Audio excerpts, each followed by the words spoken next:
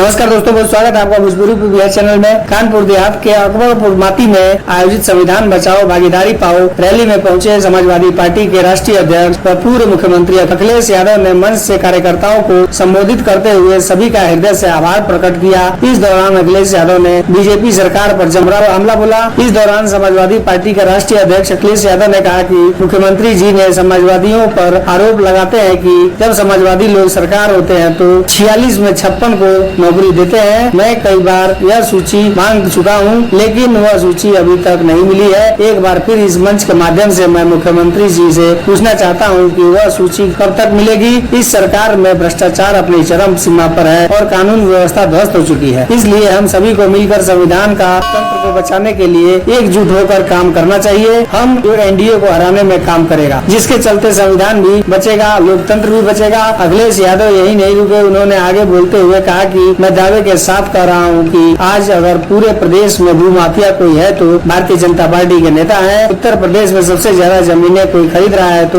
Bharatiya Janata party के लोग हैं। अगर कानून व्यवस्था की बात की जाए तो इन्हीं के पार्टी के लोग कानून व्यवस्था को तोड़ने में लगे हुए हैं। अभी हाल ही में कानपुर में देखने को मिला कि जहाँ एक बीजेपी नेता ने किसान से 6 करोड़ रुपए का चेक देकर जमीन लिखवा ली और फिर किसान से कहा कि चेक में कुछ गड़बड़ी है, वापस कर दो। उस चेक को वापस लेकर फाड़ दिया। आज भी उसका परिवार, उसकी दोनों बेटियां अधिकारियों के चक्कर काट रही हैं। अखिलेश यादव ने कहा कि कानपुर देहात में मड़ौली कांड या अन्य इतनी घटनाएं हैं जहां पीड़ित परिवार आज भी न्याय के लिए चक्कर लगा रहा है। अखिलेश यादव ने कहा कि बताओ यह कैसी सरकार है जिसने 2000 रुपए छापे और 2000 रुपए बंद कर दिए। याद कीजिए, इन्होंने रुपए बंद किए थे और कहा था भ्रष्टाचार खत्म हो जाए। क्या भ्रष्टाचार खत्म हो गया? लूट खत्म हो गई। सबसे ज्यादा कोई लूट रहा है तो बीजेपी के लोग लूट रहे हैं। हम सभी को मिलकर अब एक होना है और 2024 में लोकसभा चुनाव में इनको बाहर का रास्ता दिखाना है। दोस्तों, वीडियो को लाइक करें, चैनल पर आए तो सब्सक्राइब जरूर करें और अपनी राय कमेंट बॉक्स में जरूर दें।